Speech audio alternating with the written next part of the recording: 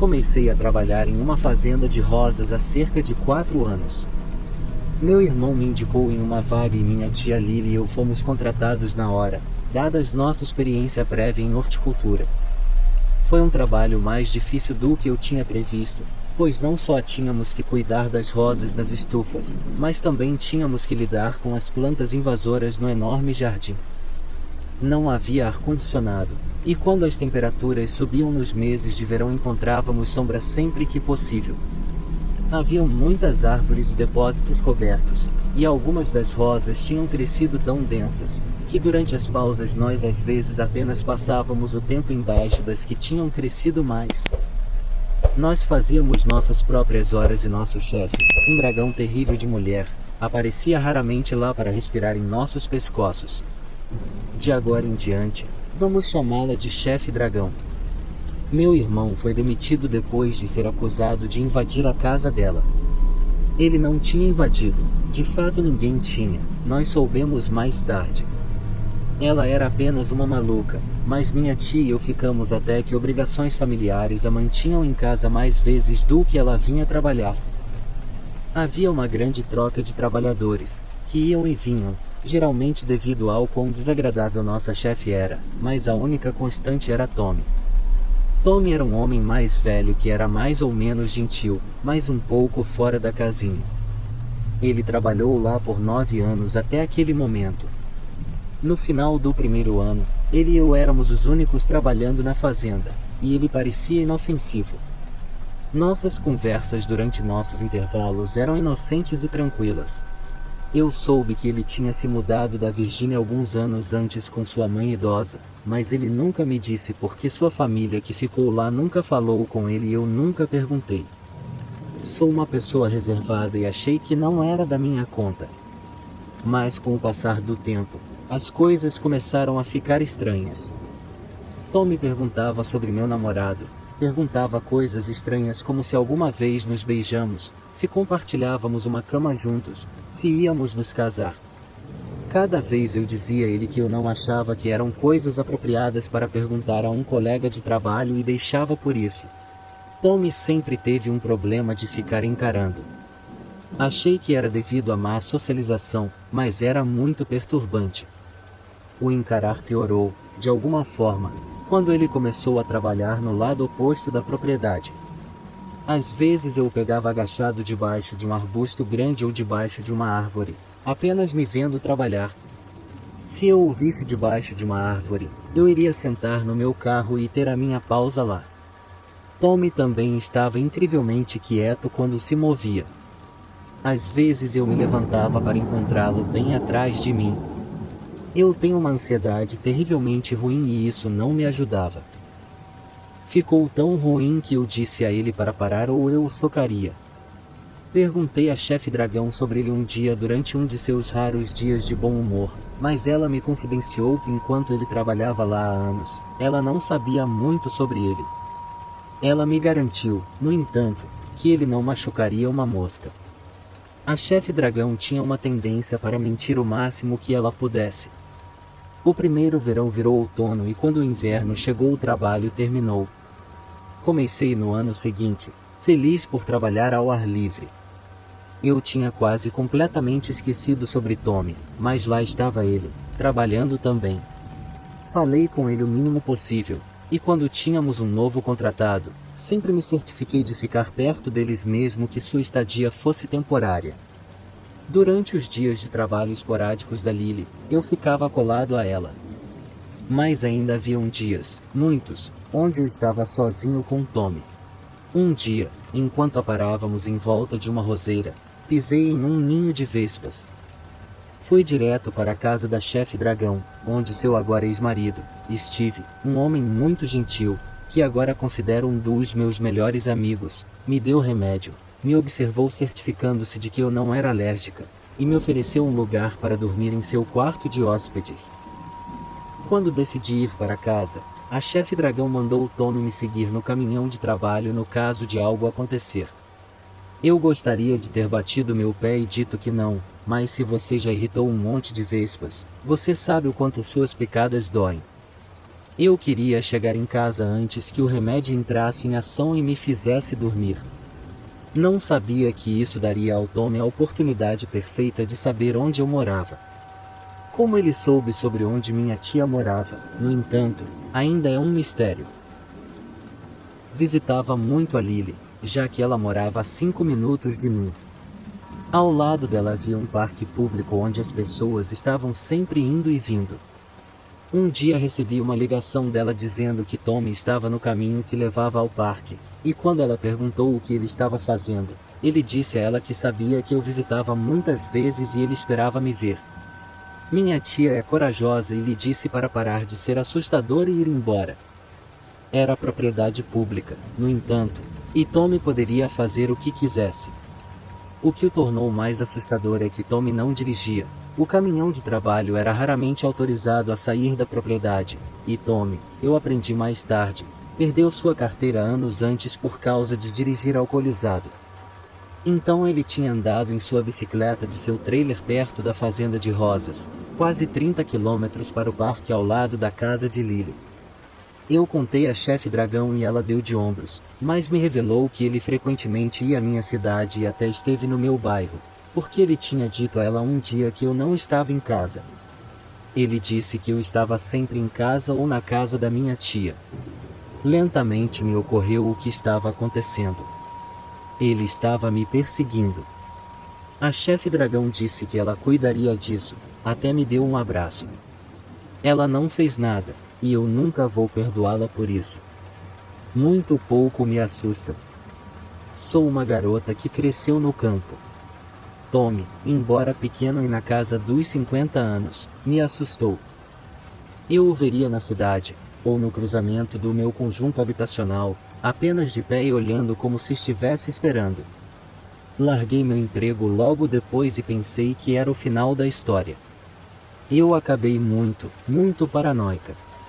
Eu sentava na minha varanda da frente com um taco de beisebol por horas a fio, esperando que ele aparecesse, mas ele nunca o fez. Ele me perseguia a maior parte do tempo quando sabia que eu não o veria. Ele era sorrateiro. Isso me assustou mais. Logo depois que eu me demiti, uma das minhas rodas se soltou do meu carro, e eu tenho sorte de pensar rápido em uma crise, porque se eu não tivesse parado, o pneu teria se libertado do meu para-choques traseiro onde estava preso e eu nem quero saber o que teria acontecido.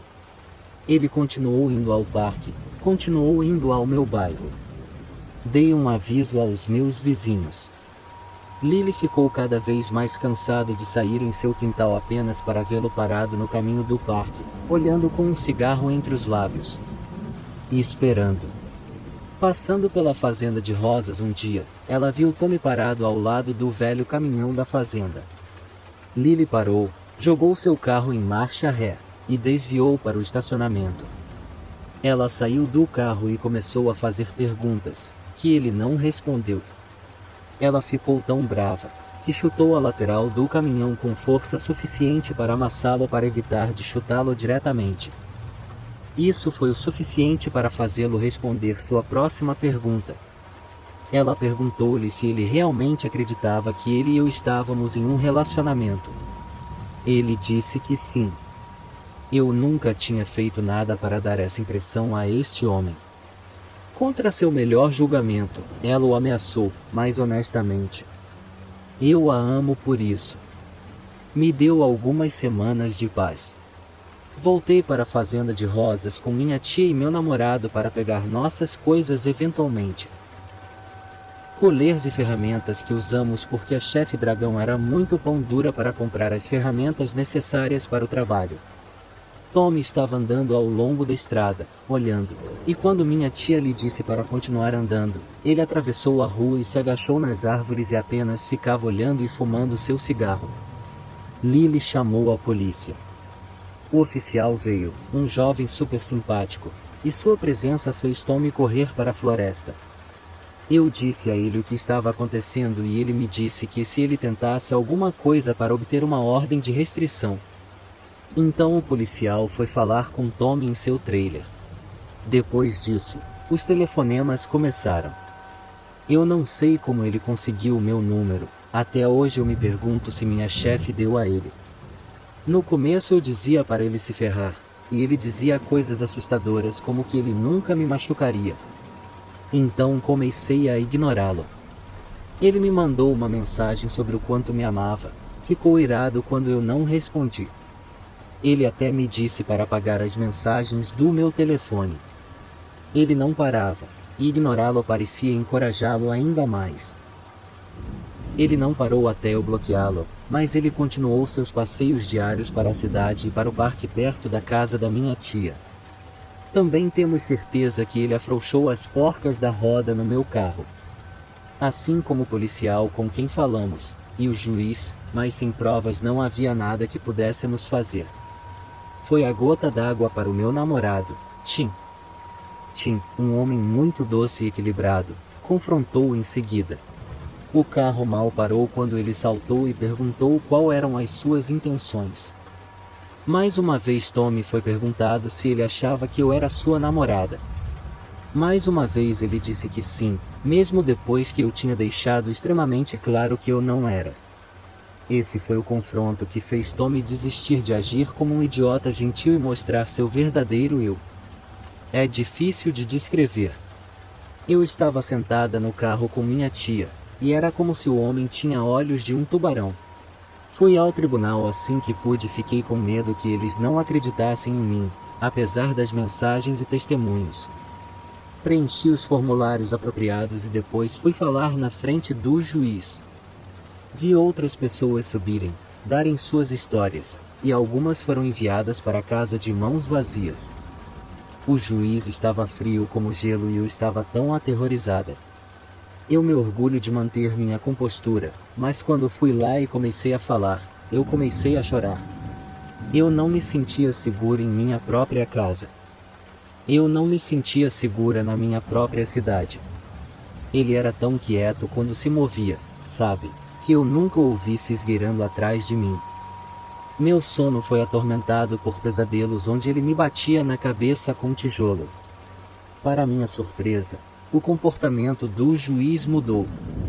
Ele emitiu uma ordem de restrição de emergência e me disse para voltar na semana seguinte para uma mais permanente. Ele nem pediu para ver as mensagens. Tommy nem apareceu para se defender. Ele não tinha permissão para chegar perto de mim, e os policiais me checavam de vez em quando, o que era extremamente agradável e reconfortante. Fiquei confortável de novo, mas demorou muito tempo. O verão voltou e a chefe Dragão ligou para perguntar se eu trabalharia. A única coisa era que ela não iria demitir Tommy. Quando ela finalmente o demitiu, eu ainda disse que não ia mais trabalhar para ela, e mais tarde soube que ele tinha feito a mesma coisa com uma empregada anos antes e ela não tinha feito nada. Quando a chefe Dragão acabou por abandonar seu marido, minha tia, meu namorado e eu nos aproximamos do ex-marido dela, e ele nos disse que sua esposa nunca tinha contado a ele sobre o que estava acontecendo. Como a fazenda de rosas era dela e ele era um médico que trabalhava em horas insanas, Steve não tinha como saber. Não falávamos com ele, raramente o víamos quando trabalhávamos lá. Ele estava absolutamente mortificado e arrependido. Com Tommy fora da jogada, ele surpreendentemente obedeceu às regras da ordem de restrição. Trabalhamos para o ex-marido por um ano para ajudá-lo a fechar a fazenda de rosas. Também descobri que Tommy teve problemas na Virgínia por agressão e foi por isso que ele se mudou para cá. Felizmente esse psicopata me deixou em paz.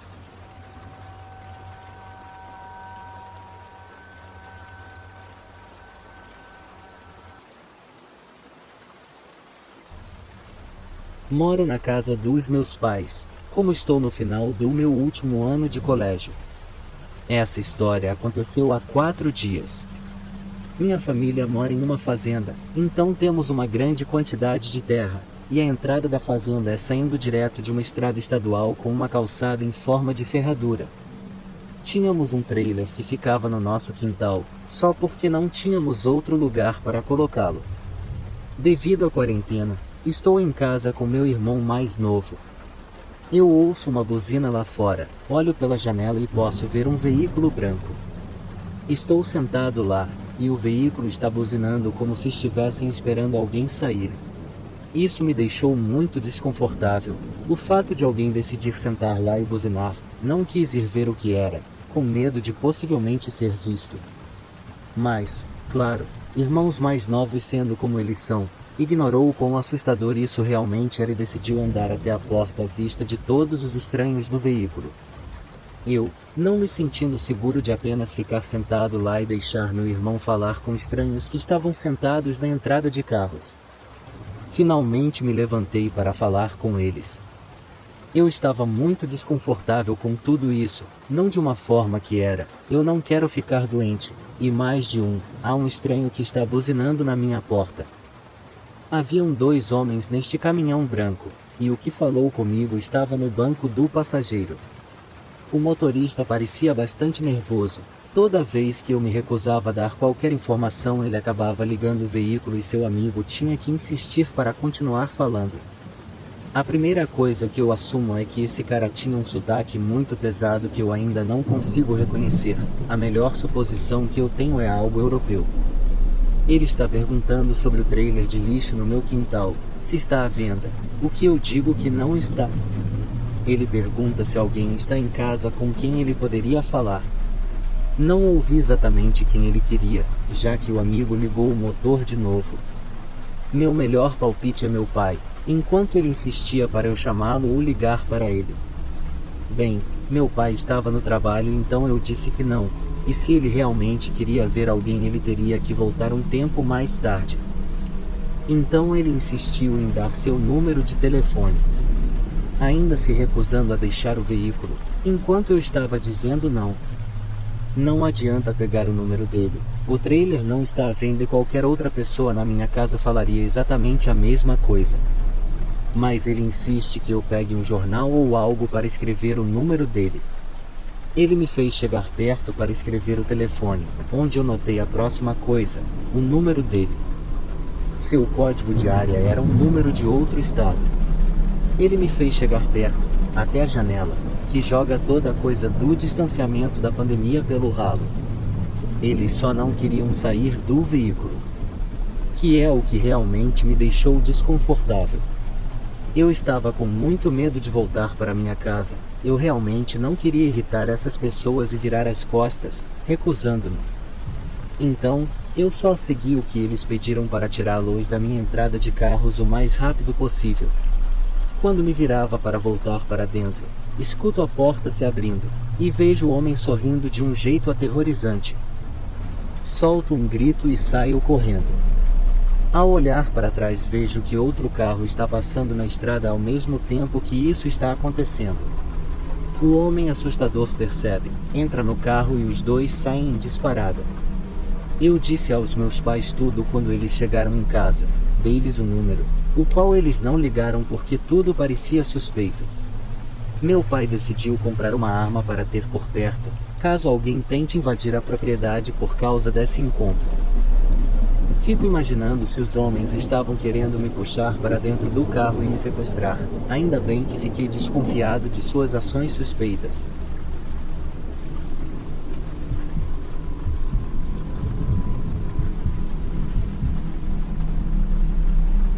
Eu estava morando com meus avós na época e eles viviam em uma área residencial distante da cidade, no final de uma estrada que, em seguida, leva a áreas agrícolas. Eles estavam em um complexo de casas, e felizmente, bem na frente dele, o que significava que era uma caminhada de 1 minuto para fora do complexo até o ponto de ônibus do outro lado da rua. Minha parada era a última na rota. Um dia eu estava esperando no ponto de ônibus, que é bem perto da badalada área central da minha cidade, mas um pouco fora do caminho. É uma cidade relativamente pequena e não tem o melhor sistema de ônibus. Haviam apenas 2 ônibus que paravam nesta parada em particular. O que parava na minha casa, e o da próxima cidade, esta era sua última parada antes de entrar na rodovia. A parada também fica ao lado do restaurante onde meu então noivo, agora marido, trabalhava como gerente. Eu estava sentada lá mandando SMS para o meu noivo quando ele estava começando a fechar, e um cara suspeito e sujo olha, vem e se senta no banco. Havia muito espaço, Então não foi nada demais. Depois de um momento ele começa a conversar. Isso foi há cerca de 2 anos, então eu não me lembro exatamente o que ele estava dizendo, mas eu perguntei se ele estava pegando o ônibus para a cidade vizinha e ele disse que sim, ele morava lá. O tempo todo que ele estava lá ele estava quase que comicamente se espalhando, com uma perna no banco, exibindo orgulhosamente sua virilha. Ignorei isso e respondi educadamente a ele quando necessário, enquanto mandava SMS para meu noivo. Meu ônibus chega. O cara assustador sobe também. Este não é o ônibus para a cidade vizinha. Fiquei com um pouco de medo neste momento e mencionei isso ao meu noivo nas minhas mensagens. Eu estava sentada na parte de trás do ônibus e ele estava sentado na frente, mas virou totalmente até ele estar de frente para mim. Olhando para mim. O ônibus passa por algumas áreas residenciais e depois faz uma breve parada em um pequeno shopping, e depois são apenas casas de lá até o fim. Estou mandando SMS para meu noivo e ficando cada vez mais assustada, enquanto ele não faz nada além de olhar para mim quando não estou vendo. Nós fomos ao shopping e ele não desce. Agora estou legitimamente com medo. Agora estou legitimamente com medo. Não há outro lugar para ele descer. Eu liguei para o meu noivo e conto isso. Ele imediatamente me diz para agir normalmente. Ele está vindo me encontrar no meu ponto de ônibus. Não saia em outro lugar, não interaja. Meu marido agora é segurança e virando policial, então ele está levando a situação muito a sério. Eu respondo um pouco alto. Ok, sim, eu vou vê-lo lá, querido. O cara assustador imediatamente se vira e fica de frente. Passo os próximos 5 minutos pensando ansiosamente no que farei se ele não estiver lá quando eu parar. Eu não posso entrar na minha casa se ele sair do ônibus, ele vai saber onde eu moro. Chegamos na esquina até a última parada e esse cara ainda não saiu. Ele está intencionalmente olhando o mais longe possível de mim agora. Eu desço do ônibus assim que meu noivo para, e esse cara ainda não desceu. Esta é a última parada, e o ônibus está indo agora na rota invertida. Esse cara estava me seguindo. Meu noivo acabou me levando até minha porta, checando a casa e me fazendo trancar tudo até meus avós chegarem em casa. Fiquei muito abalada, para ser honesto. Ele voltou ao trabalho para terminar de fechar, mas voltou mais tarde. Tenho sorte de ter um marido que me levou tão a sério, e não tenho certeza do que teria acontecido se eu não tivesse recebido aquela ligação dele falando que ia me ajudar.